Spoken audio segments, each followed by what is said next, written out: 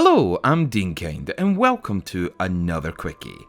So I just played Momodora, Reverie Under The Moonlight, and what a fantastic little game this is.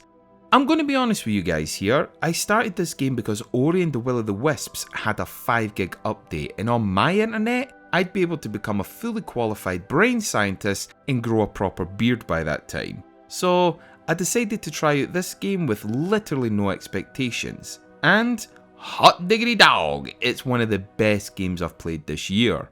Developed by Bomb Service and published by Playism in 2016. 2016? How the hell did I not know or hear about this game? Come on, Bomb Service, why didn't I hear about this? Tell me, why? Now, before I start this review, the word beautiful is going to get used a lot. And you know what? I don't care. Deal with it. Momodora Reverie Under The Moonlight is the fourth game in the series, and to my surprise, the first two games were released exclusively and still only available on a website called itch.io. Itch.io is a website for users to download and sell indie video games, so Momodora definitely came from humble beginnings. I haven't tried the third game yet, but I will get to that at some point since it's on Steam, so please believe me, I'll get to it. But back onto the subject.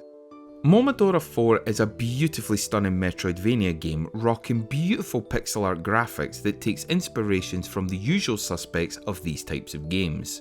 The sprite work is lovely and colourful, with the backgrounds usually being dark and brooding, but with plenty of personality and detail. Even when things get dark, everything is still viewable, which is a pet hate of mine. Just because it's a dark area doesn't mean it needs to be blinding dark. Come on, game devs. With this game being in 16-bit style, it's a surprisingly emotional game. It's difficult to convey emotions with this style of graphics, and yet you kinda get the gist of how people are and react. There are even some conversations that involve you to choose how to respond to a person's question. Again, it's difficult to convey emotion from 16-bit style graphic, and yet Momodora manages to do that with just the slightest of animations. Fantastic stuff. Anyway, you play as Keiho, a priestess who's on a mission to speak to the Queen in the hopes of finding a cure that's corrupting the land, including her village of Loon. So far, pretty standard stuff, but what's this I hear? Oh, that? Why, it's the music! Yes, the music is amazing! The songs in this game is some of the finest tunes I've heard in any video game. It ranges from beautifully sad depressing songs like Fragmented Majesty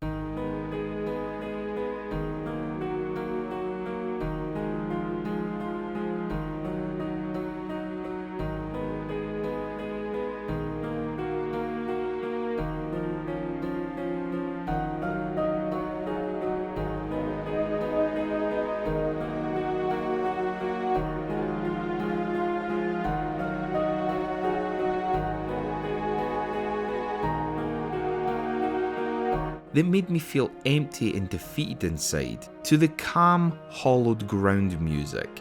I mean, for Christ's sake, even the file menu music sounds beautiful.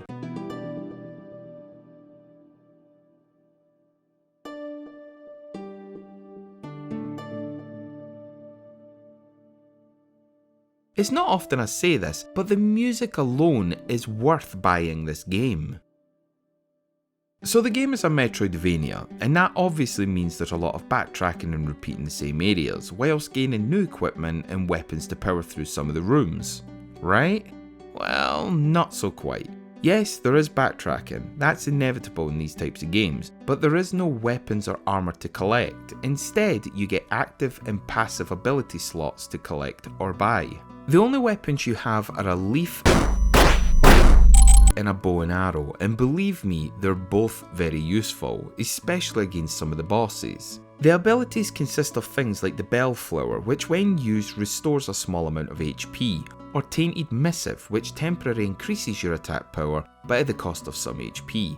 And then there are the passive abilities like Fairy Tear, which raises Keiho's resistance to status ailments. There is no MP to consume in this game. All active abilities get replenished when you save your game by hitting or praying at the bell. but you can increase the amount you have by finding them scattered all around the map. Not all items are findable, however. Some equipment require being purchased from the shopkeeper, which cost monies.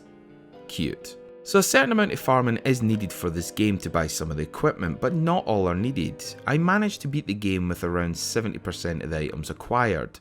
Probably the most important item is the bellflower and its upgrades, so keep an eye out for those bad boys. So because there is no leveling up system, this game is skill based and therefore doesn't require you to do hours of grinding so you can beat the upcoming boss.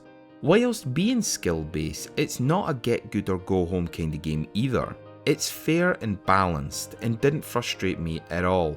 Never once did I feel something was unfair and required me to farm for money to buy some elite hacked weapon.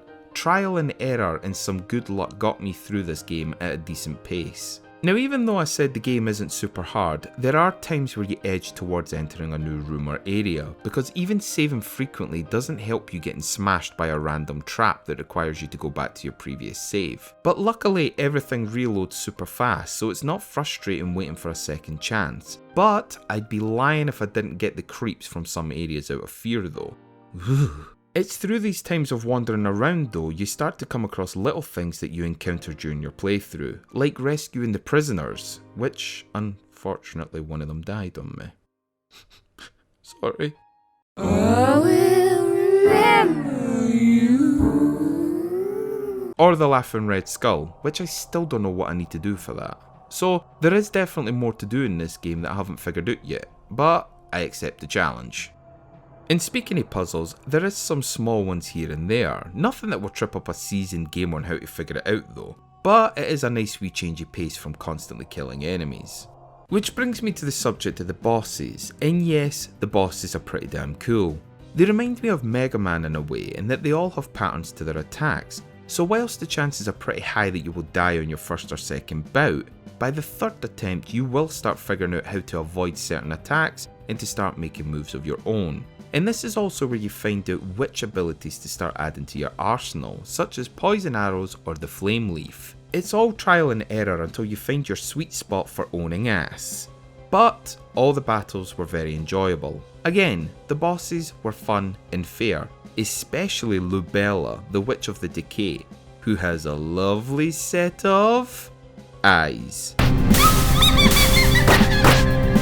Overall, I think Momodora is a wonderful game, and if you love Metroidvania games like Castlevania Symphony of the Night or Ori and the Blind Forest but find those games a little too long, then Momodora is a perfect little blast for you to sink your teeth into.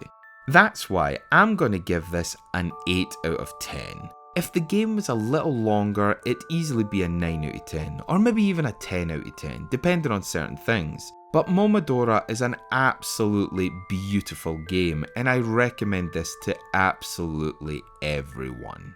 But until next time, be good to each other and have a nice day. Thanks for watching, guys.